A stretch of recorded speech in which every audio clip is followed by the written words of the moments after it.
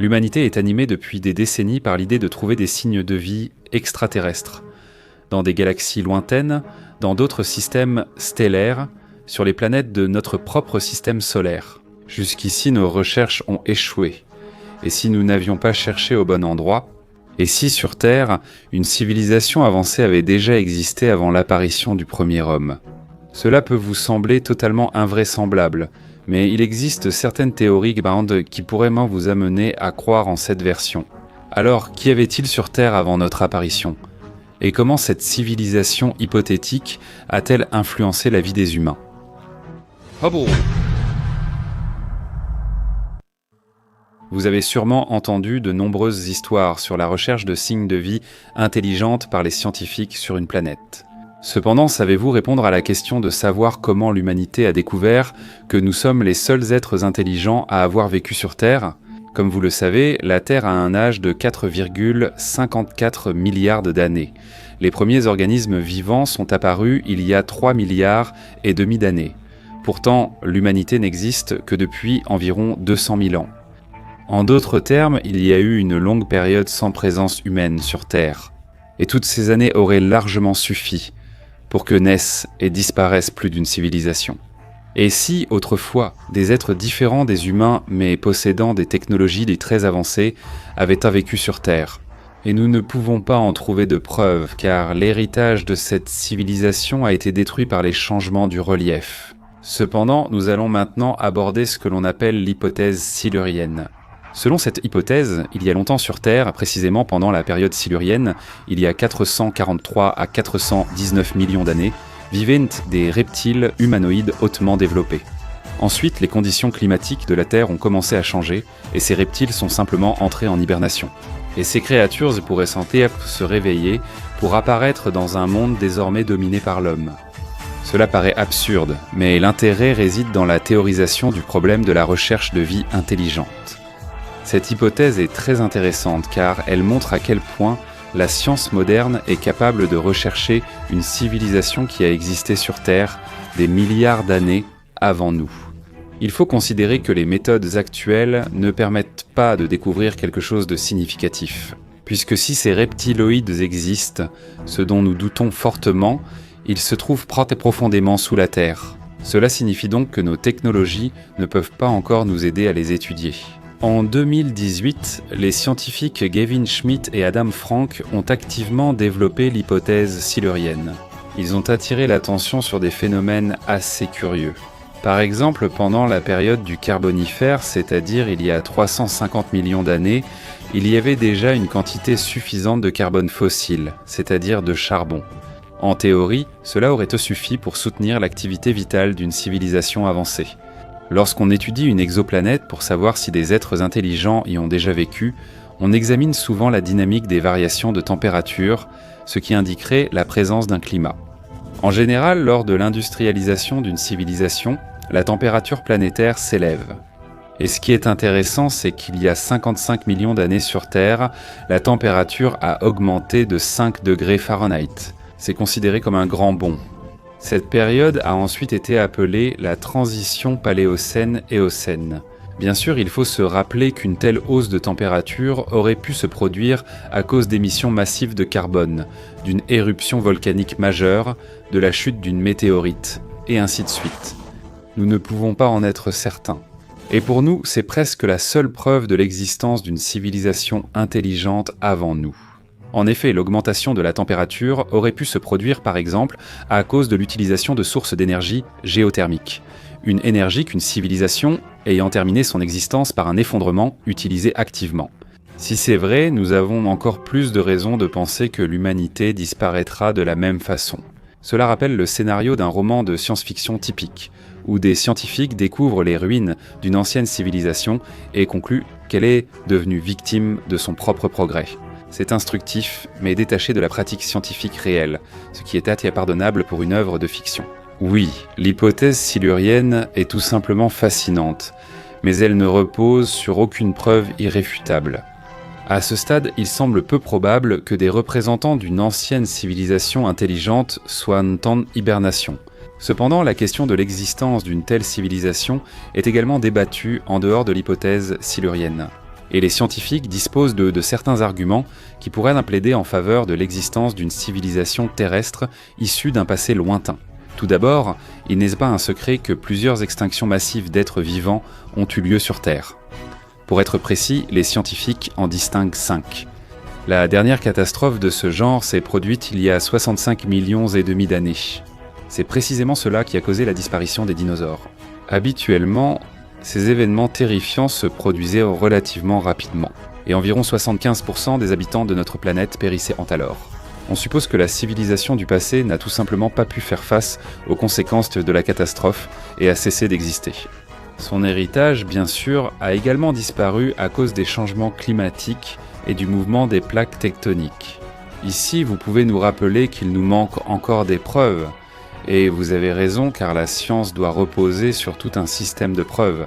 Supposons qu'après une civilisation avancée, il reste au moins des fragments de leurs particularités culturelles et scientifiques. Les méthodes de recherche modernes, comme l'analyse au radiocarbone, permettent notamment de déterminer l'âge des restes fossiles et des artefacts culturels. Et bien sûr, l'humanité n'a encore jamais trouvé quoi que ce soit d'anormalement ancien et hautement développé. Il existe encore une autre hypothèse pseudo-scientifique de l'astronaute antique. Selon celle-ci, il existait et peut-être existent encore des civilisations intelligentes extraterrestres dans l'univers. Ils auraient visité la Terre et influencé le développement des civilisations anciennes, y compris la nôtre, vous imaginez ? Et sur quelles autres civilisations, à part la nôtre, il y a plusieurs suppositions. La civilisation Maya. Bien qu'ils aient cessé d'exister dès le 9e siècle, les Mayas ont réussi à agiter le monde entier en 2012. C'est à ce moment-là que leur calendrier s'est terminé, ce qui a provoqué une véritable panique parmi les futurs platistes et les fans de reptiliens. Ils y ont vu un signe de la fin du monde. Comme vous voyez, rien ne s'est passé. Cependant, il convient de noter que le calendrier Maya possède un système de calcul complexe pour leur époque. Ajoutez à cela que cette civilisation possédait des connaissances avancées en astronomie et en mathématiques. Comment ont-ils acquis de telles connaissances ? Est-ce que quelqu'un de l'extérieur aurait pu les aider ? Non, il n'y avait rien de mystique ou d'extraterrestre dans ces connaissances. Il y avait plutôt l'observation des corps célestes et un intérêt pour le monde qui les entourait. La civilisation de la vallée de l'Indus. Ces villes avaient un aménagement pratique des rues, différents bâtiments publics, pour ainsi dire, ainsi que des systèmes de drainage. L'écriture des habitants de la vallée de l'Indus n'a pas été déchiffrée à ce jour. Nous ignorons cependant pourquoi cette civilisation a disparu. L'Égypte ancienne. Non seulement les anciens Égyptiens ont inventé la technologie de la momification pour leurs dirigeants, ce qui était déjà très complexe en soi, mais en plus les pyramides égyptiennes restent depuis des décennies un sujet de vive controverse. Comment les anciens pouvaient-ils construire de telles structures colossales en pierre ? La théorie selon laquelle des extraterrestres seraient impliqués circule depuis longtemps dans la culture populaire. La Mésopotamie ancienne. Les Sumériens avaient aussi des connaissances avancées en mathématiques. Ils nous ont offert des inventions comme la roue et certains types de moyens de transport. Leur mythologie est également intéressante. Leur divinité était appelée Anunnaki, ce qui peut se traduire par « ceux qui sont venus du ciel ». Cela a mené à la théorie que les Anunnaki auraient existé, non comme divinité, mais comme membres d'une civilisation extraterrestre venue sur Terre. Et c'est peut-être eux qui ont transmis de telles connaissances aux Sumériens. D'autres cultures évoquent aussi des êtres proches des Anunnaki. Par exemple, la Bible hébraïque mentionne les Néphilim, des géants. Selon les Saintes Écritures, ces êtres étaient le fruit de l'union entre des anges déchus et des femmes terrestres. En général, il existait une hypothèse assez populaire, mais totalement absurde dans sa stupidité, selon laquelle les Anunnaki seraient venus sur Terre depuis la planète Nibiru. Quels arguments soutiennent que ces êtres seraient d'anciens astronautes venus d'ailleurs ? En principe, rien, à part les déclarations de fous urbains et de marginaux des pseudosciences. Il convient de commencer par examiner quel type de preuves peuvent exister dans une telle situation. La première chose qui vient à l'esprit, ce sont les fossiles. Cependant, cela est peu probable car la plupart des espèces ne sont jamais devenues des fossiles. Mais ne vous découragez pas trop vite car les scientifiques ont réussi à trouver quelque chose de très intéressant. Nous parlons du mécanisme d'Anticythère. Il a été découvert au début du XXe siècle sur une épave romaine dans la mer Égée, près de l'île grecque d'Anticythère. Le navire a sombré au IIe siècle avant Jésus-Christ Le mécanisme était un système de cadrans et engrenages permettant de suivre précisément la position des corses célestes. Ainsi, on pouvait savoir comment les planètes avaient changé de position, quand aurait lieu une éclipse solaire, et ainsi de suite. Nous ignorons encore qui a inventé un dispositif aussi avancé pour l'époque, mais il est établi que des modèles similaires, plus primitifs, existaient déjà couramment alors. Les navigateurs du monde antique les utilisaient souvent. Il ne fait aucun doute que le sujet des civilisations anciennes, des enseignants extraterrestres et des habitants souterrains est vraiment très fascinant. Mais malgré toutes les spéculations, notre chaîne reste un bastion de la science dans un internet sombre et rempli d'obscurantisme. Nous respectons l'avis de chacun, mais souvenez-vous qu'un véritable fait a toujours besoin de preuves. Qu'est-ce que tu veux ? Je veux tuer le temps. Le temps n'aime pas trop qu'on le tue. Ce célèbre dialogue d'Alice au pays des merveilles est connu des enfants, mais rares sont ceux qui en réfléchissent au sens. En général, le livre de Lewis Carroll déroute parfois même les adultes, surtout lorsqu'il s'agit du temps. Alors, qu'aime le temps ? À quoi ressemble-t-il et dans quel paradigme existe-t-il ? Peut-être que le temps n'est qu'une illusion et qu'il n'existe en réalité ni passé ni futur.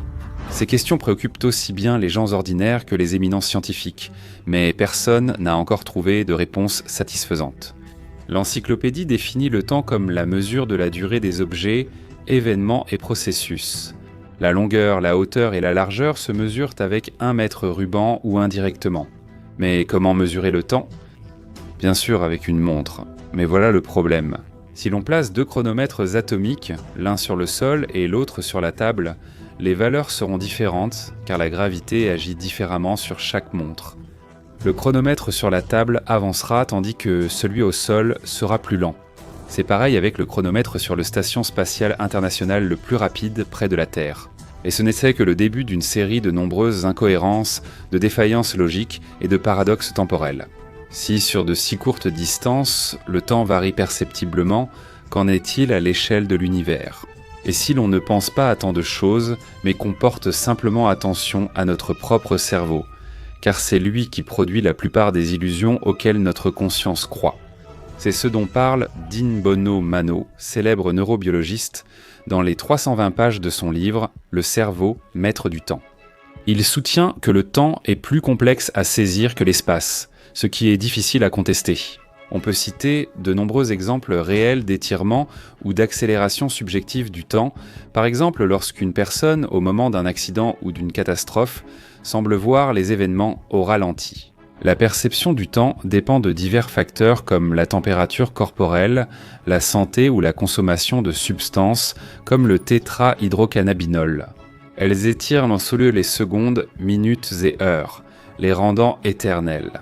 En tout cas, tant que le cannabinoïde agit comme neurotransmetteur, il n'est pas nécessaire de rejoindre les rangs organisés des fumeurs d'herbe.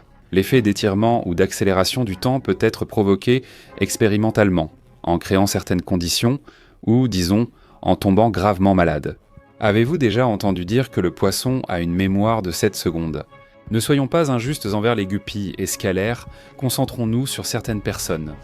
Prenons par exemple Clive Wearing. C'est un musicien britannique dont la mémoire ne dure pas plus de 30 secondes. Le jour de la marmotte paraît insignifiant à côté de ça. En 1985, cet homme a eu une encéphalite, ce qui a empêché son cerveau de fonctionner avec la mémoire à long terme. La conscience de Clive se réinitialise toutes les 30 secondes sans souvenir d'avance. Wearing est marié. C'est la seule personne pour qui, depuis des années, chaque fois semble une première fois. Si l'on lit le journal de ce malheureux, on ressent une véritable peur, car il raye chaque ligne précédente. Il ignore l'auteur et la raison de l'écriture. Son épouse a publié une biographie sur Clive, pour toujours aujourd'hui. Vous pensez que c'est un cas unique où le cerveau s'est cruellement moqué de son propriétaire ? Bien sûr que non. Il existe un concept appelé hypermnésie. C'est l'antonyme de l'amnésie qui désigne la capacité d'une personne à se souvenir dans les moindres détails de chaque seconde de sa vie à partir d'un certain âge. Bien sûr, c'est mieux que de devoir redémarrer toutes les 30 secondes, mais ce n'est tout de même pas la norme. L'homme est souvent victime d'illusions. Pourquoi ne pas voir le temps aussi comme une illusion ? Que dire des expériences extracorporelles lorsque, sous l'effet du stress ou de certaines substances, une personne se voit comme de l'extérieur ? de la douleur fantôme dans les membres amputés. Tout cela montre que beaucoup de choses qui nous entourent et qui semblent réelles devraient être remises en question. Même le temps lui-même. Que pensez-vous du passé, du présent et du futur ? Ne pensez-vous pas que seul le moment présent est réel et que le reste est très relatif ? Mais relatif à qui ? À l'observateur, bien sûr. Prenons le paradoxe d'Andromède, dont l'essence est que chaque observateur a sa propre perception du temps. Ce paradoxe a été formulé par le physicien britannique Roger Penrose. Voici l'énoncé. Une personne se dirige vers la galaxie d'Andromède, une autre s'en éloigne. Pour chacun d'eux, les événements dans cette galaxie se situeront à des moments différents. Pour celui qui se dirige vers Andromède, les événements seront en avance par rapport à ceux qui sont pertinents pour la personne qui s'éloigne de la galaxie. À notre échelle de pygmée, cela ne signifie rien, mais à l'échelle des distances utilisées par l'univers, tout ce qui précède a une importance énorme. À chaque point de l'espace, de nombreux événements sont simultanés, donc ces deux passants auront des ensembles totalement différents. Compliqué et déroutant, vous n'êtes pas le seul à le penser. Le paradoxe d'Andromède a reçu des critiques de la part de nombreux scientifiques. En particulier, il a été affirmé qu'il ne faut pas étendre la notion de présent, qui est elle locale, à des hyperplans globaux. Et nous sommes tout à fait d'accord avec cela. Quelle conclusion peut-on en tirer ? Une seule. Le temps est une notion relative et extrêmement peu étudiée. Si l'on demande à chacun de nous ce qu'est le temps, une compréhension intuitive surgira intérieurement de ce dont il s'agit. Mais il sera difficile de l'expliquer oralement. Pourquoi, par exemple, le temps est-il associé à l'espace, en appelant cet ensemble le continuum espace-temps ? Faisons une autre expérience de pensée. Imaginez un terrien et un extraterrestre séparés par, disons, des milliers d'années-lumière. Tant qu'ils ne bougent pas, le temps s'écoule de la même manière pour chacun d'eux, mais dès que l'un d'eux se met en mouvement, son temps ralentit. Autrement dit, en tenant compte de l'immense distance, si l'extraterrestre décide de visiter la Terre, il pourrait par exemple arriver au XVIIIe siècle. Et pour lui, ce sera une réalité tout aussi authentique. Maintenant, comprends-tu pourquoi il est impossible de voyager à une vitesse supérieure à celle de la lumière ? Oui, car cela impliquerait un déplacement à la fois dans l'espace et dans le temps. Et alors, il apparaîtra ces fameux paradoxes temporels catastrophiques. Mais détendons un peu l'attention et laissons le cerveau avoir le temps de digérer cette information. En attendant, réfléchissons à ceci. Pourquoi imaginons-nous que le temps va forcément de la gauche vers la droite ? Il s'agit d'une échelle mentale du temps. Et encore une fois, tout dépend de notre cerveau, capable de coder le temps auquel nous pensons d'une certaine manière. Pour la plupart des gens, cette échelle s'étend de la gauche vers la droite, mais pour certains, elle va vers l'avant, et le passé se trouve derrière. Vous avez remarqué que dans nos pensées, le temps, lorsque nous l'imaginons, est lié à l'espace. Même des expressions figées lancées le démontrent. En anticipant l'hiver approche, l'été est derrière, en regardant en arrière, et ainsi de suite. Même dans le schéma de la perception mentale, des défaillances peuvent survenir. Avez-vous entendu parler du syndrome de négligence spatiale ou héminégligence ? Dans cette maladie, le patient ignore les stimuli provenant d'un côté de lui-même. Et ce n'est que la partie émergée de l'iceberg. Pour comprendre, il suffit de lire le livre du neurologue britannique Olivier Sacks, au titre étrange « L'homme qui prenait sa femme pour un chapeau ». Ce livre décrit en détail ce qu'un cerveau malade peut faire à notre conscience. D'où la question suivante. Peut-être que l'échelle temporelle et le temps lui-même sont perçus subjectivement, qu'ils ne sont qu'une construction mentale sans équivalent dans la réalité. Pourquoi en aurions-nous besoin ? Après tout, rien n'est inutile dans la nature.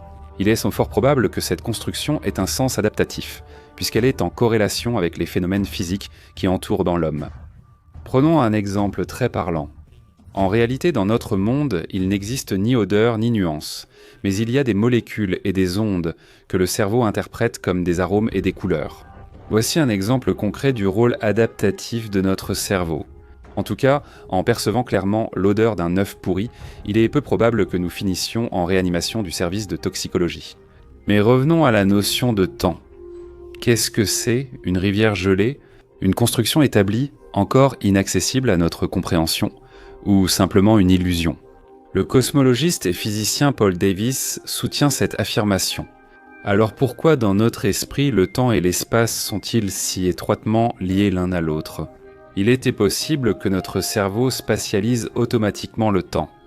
Tant de questions et si peu de réponses. À cet égard, il convient de mentionner l'effet capot, qui est une illusion perceptive se produisant lorsque les observateurs évaluent le temps qui s'écoule entre des événements sensoriels.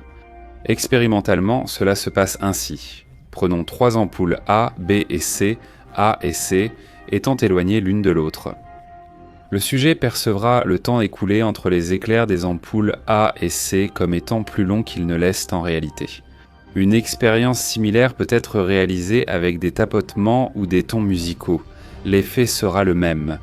L'une des explications de ce phénomène est que, dans de tels cas, le cerveau prend inconsciemment en compte la vitesse et la distance entre les objets, ce qui entraîne une erreur dans la mesure des intervalles de temps. En fait, l'effet capot peut être attribué à un concept plus large, la perception du temps. Il reste encore un problème à résoudre. À quoi ressemble l'univers dans lequel le temps et l'espace sont entrelacés ? Il se peut que ce soit un bloc à 4 dimensions, dont l'une des arêtes est le temps. La compréhension du temps a été profondément influencée par la théorie de la relativité d'Einstein, car il s'est avéré que ce n'est pas un concept universel, mais qu'il dépend de nombreux facteurs. Grâce à la théorie de la relativité restreinte, nous comprenons que le temps sur Terre et le temps près de l'horizon des événements d'un trou noir sont des choses totalement différentes. Avez-vous déjà entendu qu'on ne peut pas entrer 2 fois dans la même rivière ? Elle exprime la linéarité et l'irréversibilité du temps. Jamais les feuilles, quand tombées, ne reviendront sur l'arbre, la cendre ne redeviendra pas un manuscrit, et l'univers ne reviendra pas à l'état dans lequel il se trouvait une seconde auparavant. Nous savons aussi que l'homme ne peut ralentir le temps que dans sa propre tête, mais pas dans la réalité, sauf si vous mettez cette vidéo en vitesse ralentie. Des expériences sur des jumeaux montrent que l'un, resté dans l'espace, a vécu quelques millisecondes de moins que son frère. On considère que si l'on extrapole cet effet à des vitesses et des distances énormes, la différence pourrait se chiffrer en années. Pour chaque personne, le début du temps est le jour de sa naissance et la fin le jour de sa mort. Notre planète est apparue il y a 4 milliards et demi d'années, l'âge du Soleil est de 5 milliards d'années, et l'univers est né il y a presque 14 milliards d'années. Selon l'hypothèse du Big Bang, ces chiffres utilisent des unités de mesure du temps, secondes, minutes, années, siècles, millénaires, milliards d'années. Mais existe-t-il une unité de temps indivisible et ultime ? Elle s'appelle le chronon et est utilisée dans les calculs de la mécanique quantique. C'est un quantum hypothétique dont l'existence n'a pas été prouvée et qui n'est utilisé qu'en théorie. C'est donc pareil avec le temps en général comme dans la blague. Je comprends que c'est un demi-litre, mais je ne peux pas le prouver mathématiquement. À l'heure actuelle, la physique du temps ne peut pas résoudre les questions suivantes. Pourquoi le temps s'écoule-t-il ? Pourquoi dans une seule direction ? Pourquoi est-il unidimensionnel ? Même dans la vie sociale de l'humanité, nous observons de nombreux visages du temps. L'heure locale, l'heure solaire, l'heure universelle de Greenwich, l'heure sidérale, l'heure astronomique, l'heure des fuseaux horaires et l'heure légale, et ainsi de suite. Les unités de mesure du temps, en dehors du chronon non confirmé, varient également selon les différents domaines de la vie. En géologie, on distingue les époques, ères et zones. Dans la vie courante, cela va de la yoctosseconde au gigané, soit 1 milliard d'années. En musique, le temps se mesure avec un métronome, et sur Internet, en bits. 1000 bits correspondant à une journée. De nombreux instruments de mesure du temps ont été inventés. Oscillographe, calendrier, minuterie, chronomètre. Mais rien de tout cela n'aide à percer le mystère du temps lui-même. Existe-t-il si personne ne le regarde ? Peut-on construire une machine à voyager dans le temps ? Pour l'instant, les scientifiques ont conclu que non, puisque les expériences ont montré qu'il est impossible de créer un continuum espace-temps où la causalité serait violée. Cela signifie donc que les débats, les recherches et les discussions continueront à différents niveaux. Pour nous, cela restera toujours intuitivement compréhensible, même pour les petits-enfants. Les écrivains de science-fiction continueront à décrire les paradoxes temporels en s'appuyant sur les travaux des physiciens.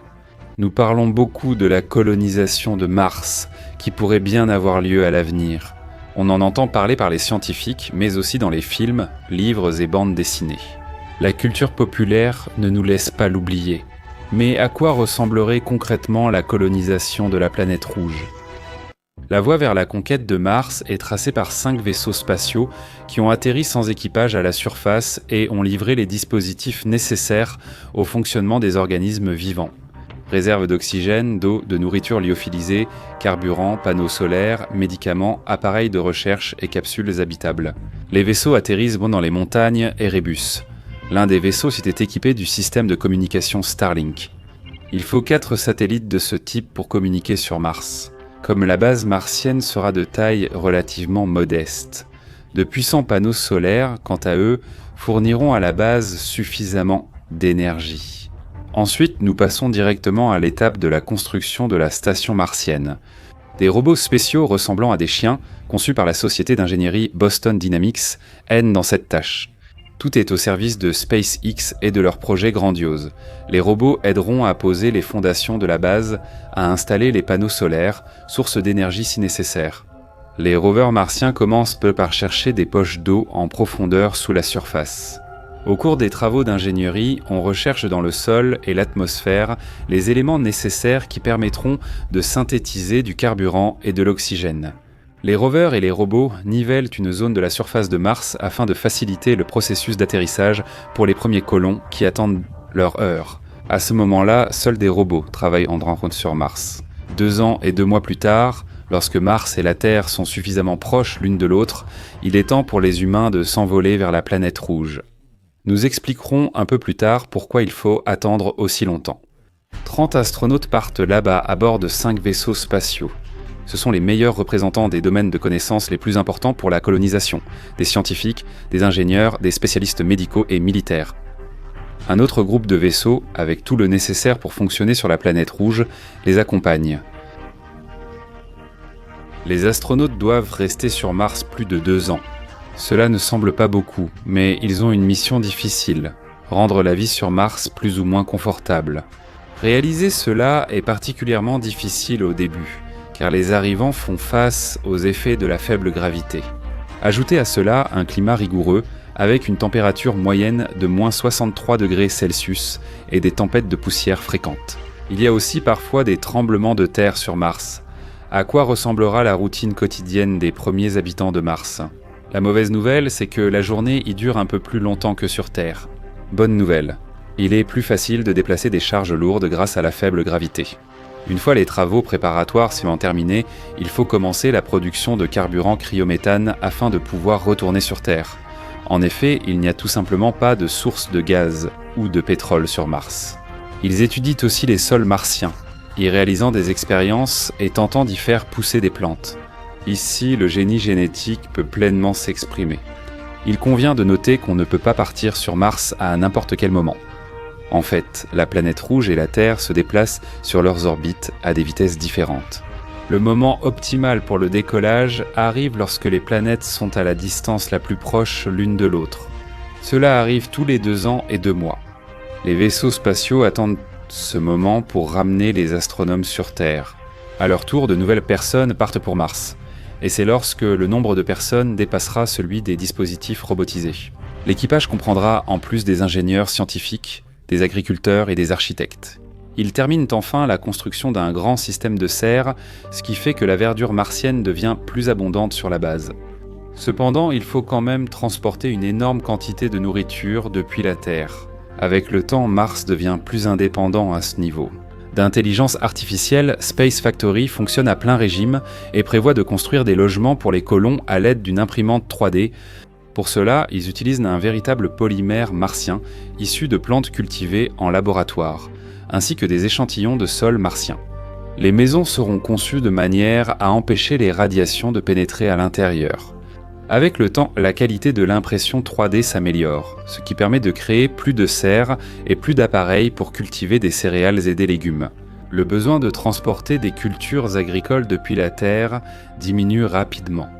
Au début, sans tulpan, Takaneta et Kradifunt, seule la communauté scientifique envoie quelque chose à la base martienne, le plus souvent des instruments pour la recherche. Ce n'était qu'une question de temps avant que des entreprises mondiales ne cherchant à entrer sur le marché martien. Par exemple, Blue Origin est une entreprise aérospatiale détenue par Jeff Bezos, le fondateur d'Amazon.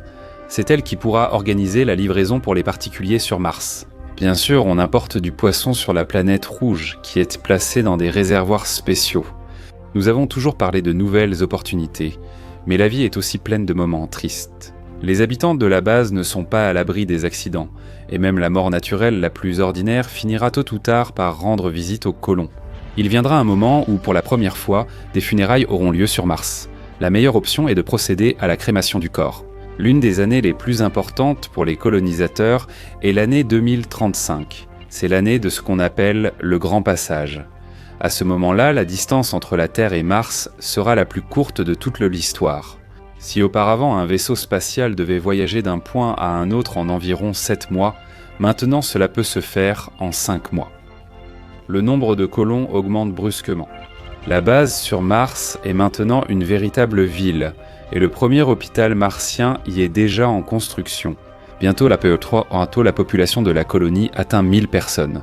Jusqu'à présent, la plupart des gens étaient tant que des employés de la base qui y résidaient temporairement. Mais maintenant, de plus en plus de personnes ont l'intention de s'installer définitivement sur la planète rouge. Le processus de creusement de tunnels souterrains commence, offrant un nouvel espace de vie. Cela devient une autre direction importante des activités sur Mars. De telles structures souterraines sont considérées comme parmi les plus sûres. De plus, de petites stations de recherche apparaissent partout sur la planète, loin de la base principale.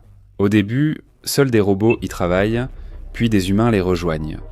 Principalement, on y extrait des ressources minérales et on y mène diverses recherches. Différents États construisent leur propre base, créant des ambassades et des symboles nationaux.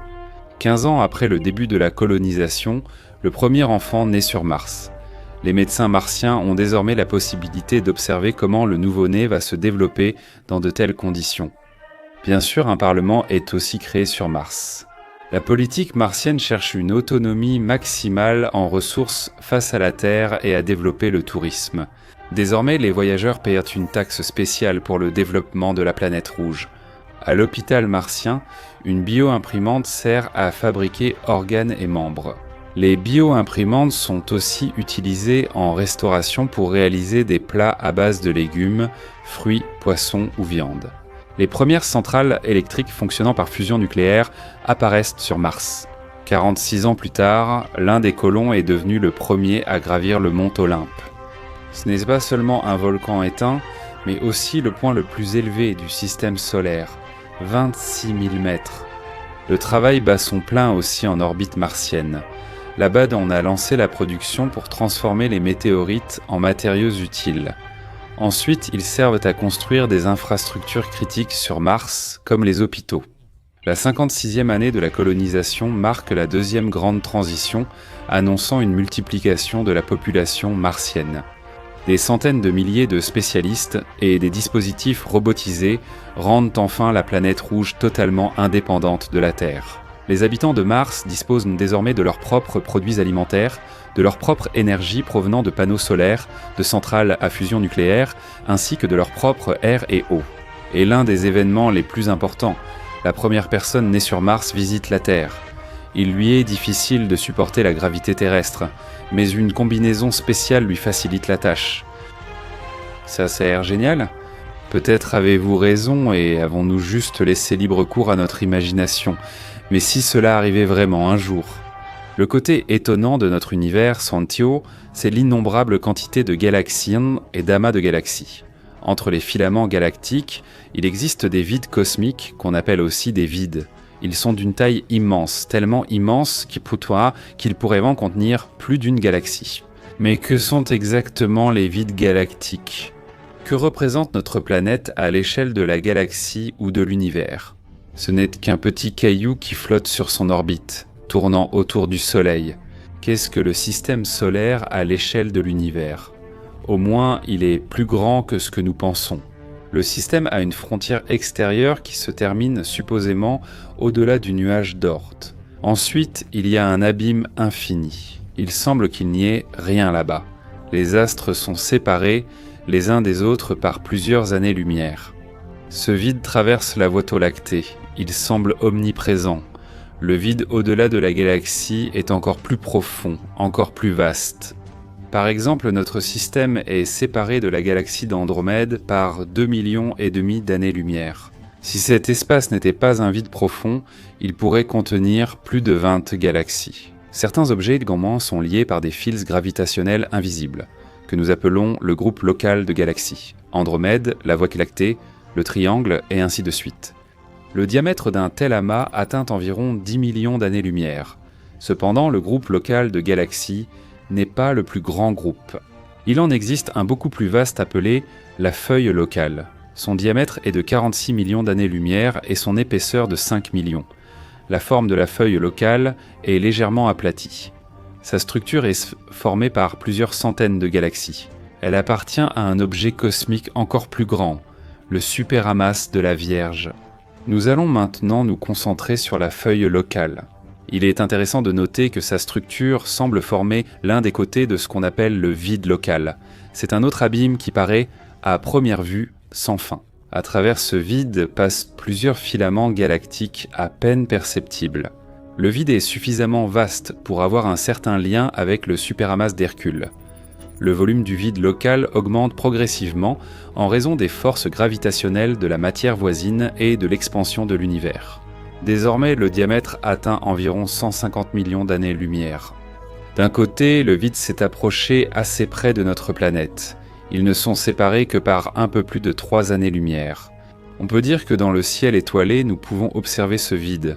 Cela représente environ 40% du ciel visible. En réalité, il est peu probable que nous le remarquions, car une partie du vide est masquée par la Voie lactée et ses nombreux objets brillants. Nous ne pouvons voir que les bords du vide local, ce qui ouvre la possibilité de les étudier. Au XIXe siècle, on découvrit New General Catalogue 6503, une petite galaxie spirale dans la Vierge, surnommée la galaxie au bord de l'univers. Les scientifiques ont découvert qu'elle se trouve en fait au centre du vide local. Son diamètre est d'environ 30 000 années-lumière et la galaxie se trouve à 17 millions d'années-lumière de la Terre. Si vous regardez New General Catalogue 6503, vous remarquerez à quel point elle est brillante, car il y a de l'hydrogène chaud dans ses bras spiraux. Il y a aussi des nébuleuses bleuâtres autour, qui contribuent à la formation d'un grand nombre d'astres célestes. L'amas brun est composé de poussière et de gaz froid. Des forces gravitationnelles du superamas de la Vierge agissent sur New General Catalogue 6503. C'est pourquoi elle réduit progressivement sa distance avec la Terre, se déplaçant à une vitesse de 43 km par seconde. En s'approchant de nous, la galaxie recevra une plus grande quantité d'hydrogène, ce qui favorisera un nouveau cycle de formation d'étoiles. À travers l'exemple de New General Catalogue 6503, nous pouvons observer comment des vides se forment dans l'univers. Lorsque l'univers s'est formé, cela a également marqué le début d'un plus grand nombre de structures à grande échelle. C'était le moment où l'énergie et la matière s'entremêlaient. L'univers a connu de nombreuses transformations qui ont conduit avec le temps à l'apparition de régions à faible densité. Des vides. Ensuite, la gravité entrait en jeu, rendant les vides encore plus profonds. Les recherches ont révélé qu'il n'existe pas de différence notable d'âge entre les galaxies issues des filaments cosmiques et celles des vides. En général, la plupart des galaxies sont apparues il y a 10 à 13 milliards d'années. Il est fort probable que la vacuité locale continuera à perdre de la densité avec le temps. Le superamas de la Vierge se divisera donc en plusieurs parties indépendantes. Nous savons que le superamas occupe un espace d'environ 200 millions d'années-lumière de diamètre. Il contient environ 30 000 galaxies. On peut dire que le superamas de la Vierge est limitrophe de deux autres, ceux du Paon indien et du Centaure. De l'autre côté se trouve le vide du Taureau, où la quantité de matière est infime. Ce vide est considéré comme l'un des plus grands de l'univers. Il nous est difficile d'étudier ce vide parce qu'il est masqué par la Voie lactée. Cependant, dans ce cas, le rayonnement infrarouge nous vient en aide. Ainsi, nous avons pu découvrir que son diamètre atteint 200 millions d'années-lumière. Fait surprenant, le vide présente une frontière nette entre sa zone et une région plus lointaine où se trouvent un des amas galactiques, dont le superamas de Persée-Poisson. Une telle démarcation marquée pourrait résulter des forces gravitationnelles, même si cela reste à confirmer. Pour revenir au vide du Taureau, il n'est pas aussi simple qu'il n'y paraît à première vue.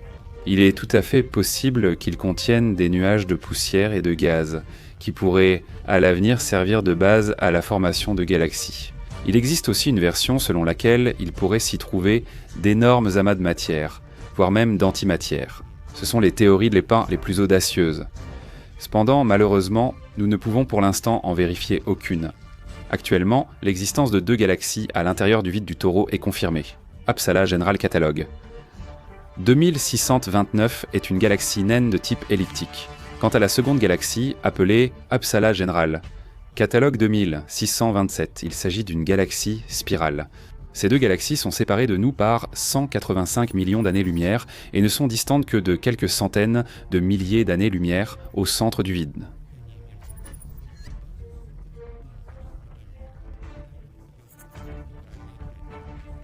Revenons au superamas de la Vierge. C'est précisément cet objet, avec le grand attracteur, qui a contribué à la formation de l'Aniakea. Il s'agit d'un autre amas de galaxies, dans lequel leur nombre atteint 100 000. L'Aniakea s'étend sur environ 500 millions d'années-lumière.